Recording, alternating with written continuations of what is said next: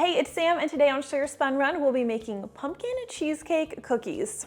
Here's another gourmet cookie recipe for you. This one is perfect for the fall, and while there are a couple of steps, it actually comes together so quickly and so easily, so let's get right into it. We're going to start with our cheesecake filling, which comes together very quickly, very easily. It's a little simpler than making classic cheesecake in a springform pan. You'll need 6 ounces of softened cream cheese. You can see I'm using the brick-style cream cheese, not the type that is sold in a tub, because that one does not always work so well in recipes. In fact, I would say typically doesn't work well in recipes. We're also going to be adding 1/4 cup of granulated sugar, and I'm going to stir these together until they're smooth and creamy. And if my cream cheese is soft enough, I should be able to do this with a spatula, but of course you could use an electric mixer. I want to make sure this is smooth and lump-free. That way we have a nice, even cheesecake filling. All right, this looks pretty good. So now we can add our sour cream. If you've been making cheesecake with me in the past, you know sour cream is a must for a true cheesecake flavor. We're only going to be using 1.5 tablespoons of sour cream today, which doesn't sound like much, but trust me, it does make a difference in the final product. It's so essential for making the filling actually taste like cheesecake and not just cream cheese. We're also going to add 1/4 teaspoon of vanilla extract, and we'll stir everything together again until we have a nice smooth mixture. There is no egg in this cheesecake filling. That was intentional, and it works really nicely because you're able to cook the outside of the cookie and you don't have to worry about getting the very center cooked and worry about cooking the eggs. Plus, the cheesecake filling is much creamier this way. Once we have a nice uniform mixture like this, you're going to want to grab either a plate that you've lined with wax paper, or I'm just using a small baking sheet, and we're going to portion out this cream cheese filling. I measure this out into 2 teaspoon-sized dollops. I do have a cookie scoop that is 2 teaspoons. And you could just use a pair of spoons to do this, but a cookie scoop just makes it so much easier, and it makes the dollops a lot more uniform in size, which just makes things a little quicker and easier. I've been on a gourmet cookie kick recently. This is not my first, second, or third cheesecake stuffed cookie, but they're so much fun to make, and everyone who tries them just loves them. If you have a cookie recipe idea that you would like to see here, let me know, and I will do what I can to try to make it happen for you. Cookies are just my favorite thing to make.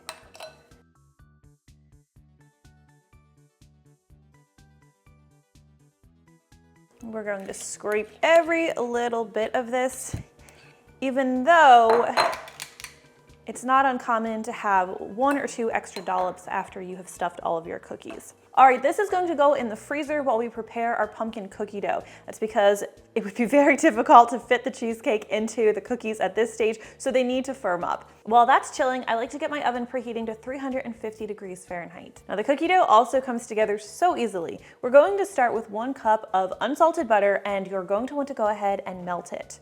Once that's melted and the butter is still a little bit warm, I like to add my pumpkin spice, and I do make my own pumpkin spice. I'll make sure to link to that in the description.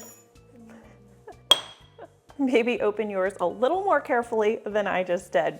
Of course, you can use store-bought pumpkin spice if you prefer. That's also fine. You're going to need 4 teaspoons of pumpkin spice. And I like to add it in while my butter is still warm. So there's a tablespoon plus a teaspoon, which brings us to 4 teaspoons. And I'll whisk the spices right in with the butter. And I like to do this because it just helps the spice flavor develop a little bit. It really infuses it through the cookie dough really nicely. It just gives these cookies a great flavor. Now, before you go any further, it is very important that you make sure your butter cools until it's no longer warm to the touch. So if you pick up your bowl, feel the bottom of it, it should not feel warm at all. And the reason for this is because if your butter is too hot, when you add your sugar, you're going to end up melting your sugar. Then you're going to have a greasy cookie dough. Your cookies aren't going to hold their shape. They're going to spread all over your oven. It's just a mess. So have a little patience and make sure you fill your butter before you continue. Now mine feels fine, so I can go ahead and add my sugar, starting with 1 cup of granulated sugar, and then 2/3 cup of firmly packed light brown sugar.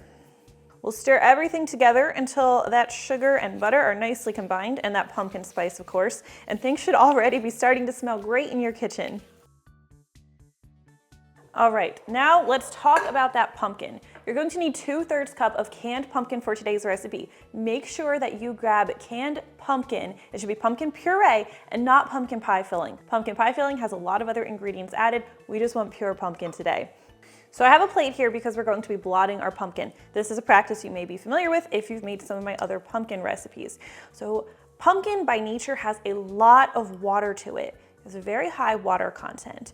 And when you add water to cookies, it can make them really cakey and even kind of dry. And also that water can dilute the flavor of the cookie. We want a nice, strong pumpkin flavor. So we are going to blot some of that water out of our pumpkin. And very easy to do, just grab some paper towels. You can see I've put this on a plate, and we're just going to press down on the pumpkin and absorb some of that excess water. You can see, look how much came out of there. We don't want that in our cookies. So once I've gotten everything I can with this paper towel, I'll switch to another set. And you don't have to do this excessively. You don't have to get every last bit of water out there, but you do want to go over it a couple times with a couple paper towels and just get out what you can. It's a pretty quick process, as you can see. Doing this is going to give us just a better tasting cookie with a better texture and just a better pumpkin flavor. I'm going to go over it one more time and then I'm going to call it good. Now this recipe has some wiggle room with the pumpkin, but if you're someone who likes to be super precise and know exactly how much pumpkin you should be using once it's blotted, I recommend you use a kitchen scale. You're going to start with 194 grams of pumpkin, and once you've blotted it sufficiently, you should have 130 grams left. Really, I recommend everyone use a kitchen scale anyway. It's really going to improve your baking. I will link to the one I used. It's like 10 bucks and it was a game changer for my own kitchen. All right, let's bring back our butter mixture and we're going to drop our pumpkin right in there. Now is also when we're going to add our eggs. So we are going to be using 2 large egg yolks for this recipe. We are not going to use the whites. Feel free to save them to make meringue, marshmallow frosting. There are so many things you can do with extra egg whites, but you don't want them in your cookie. And this again goes back to the liquid content of our cookies. Egg whites are full of water. We don't want all of that water in our cookies. We just want the yolks, which aren't going to make the cookies cakey. They're going to make them tender and soft and chewy. And that's what I like in a cookie. I don't like a cakey cookie. I don't like saying it either because it feels like a tongue twister. We'll also add our vanilla extract here. Again, I'm using my homemade vanilla. It has such a nice flavor. We're going to add 2 teaspoons. I'm going to give myself some credit for not dropping the top in the mixing bowl this time. All right, now stir everything together until these ingredients are completely combined. All right, with everything nicely combined here, you can slide this out of the way and let's talk about our dry ingredients. You'll need 3 3/4 cup of all-purpose flour for today's recipe. We'll also be adding a teaspoon of baking powder, a teaspoon of baking soda, and a teaspoon of salt, and we'll just be using regular table salt for today's recipe.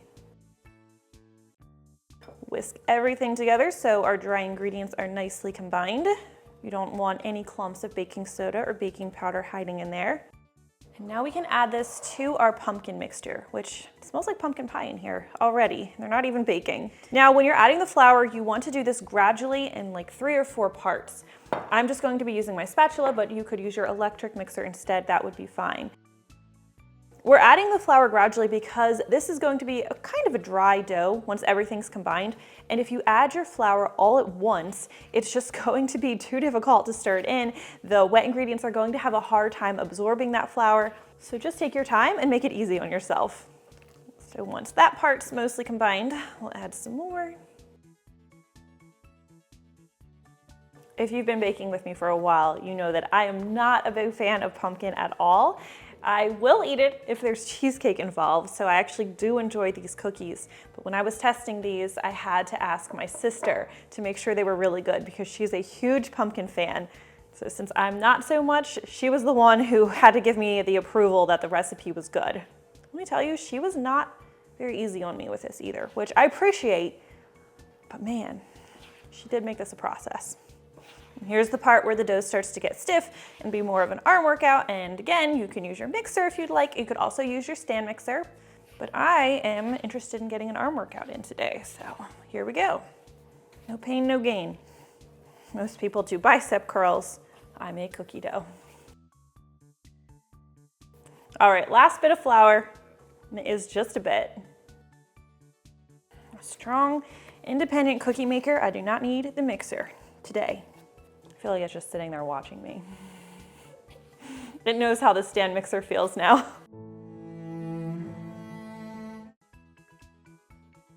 All right, now our final addition. This is optional, but I like to add 1 cup of white chocolate chips into the dough. And we'll fold these in as well.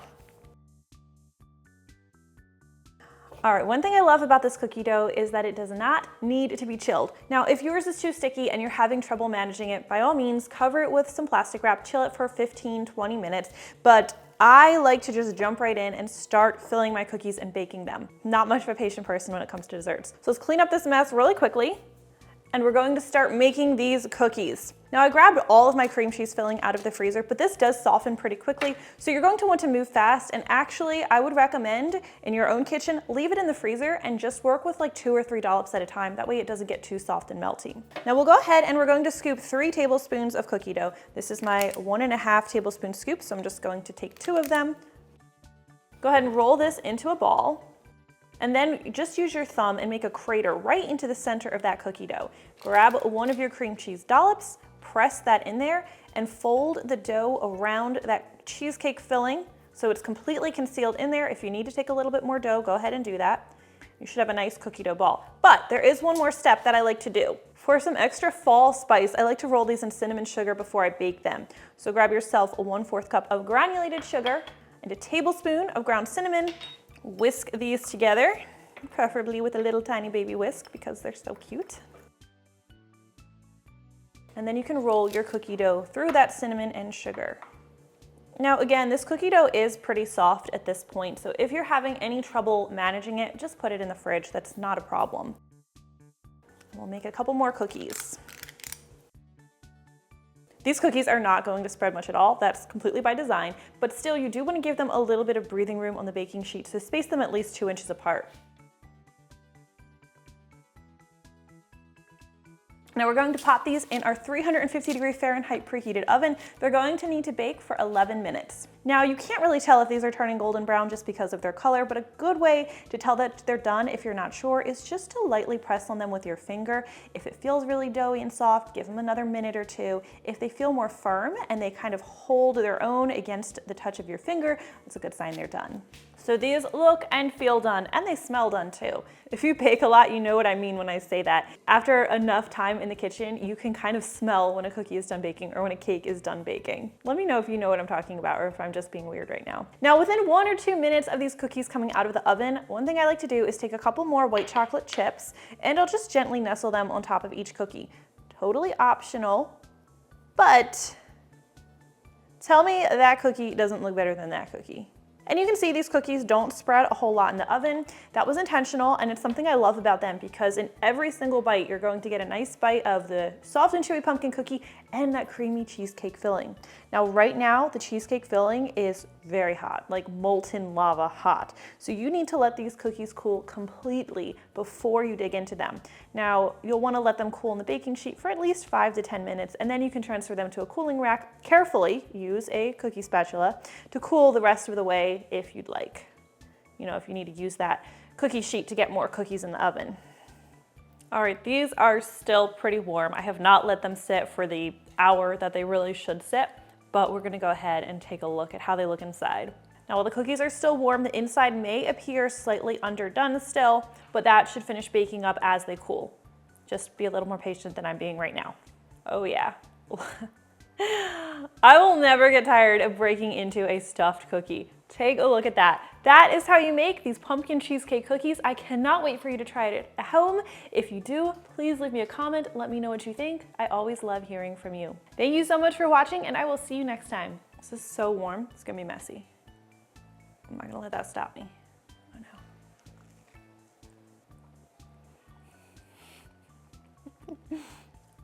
I'm not even a big pumpkin person, but these are so good. I could eat my weight in these. Mmm.